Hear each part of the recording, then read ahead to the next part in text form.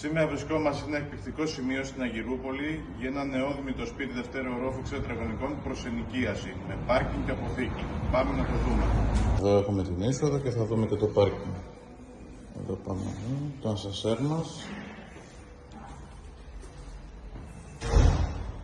Και εδώ βγαίνουμε απευθείας στο πάρκινγκ.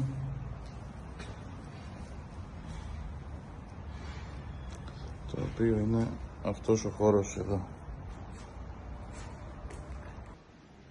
Μιλάμε για ένα υπέροχο νεόδημητο σπίτι και πάμε να το δούμε.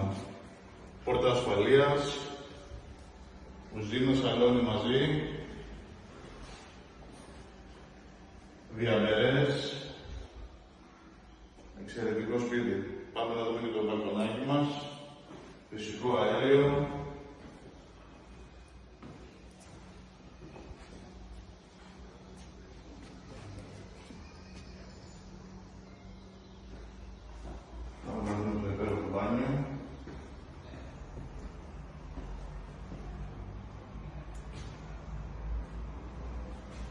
Και ένα πολύ ωραίο δωμάτιο με μπαλκόνι, με υπέροχη θέα στον κήπο του ακινήτου.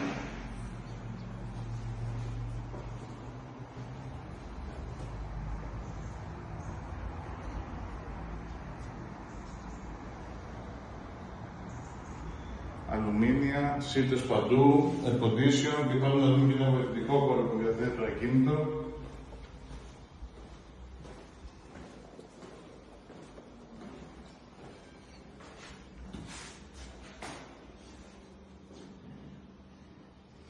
Γιατί όπως έχουμε πει, ό,τι αξίζει είναι εδώ. Γιακοβάτος realestate.com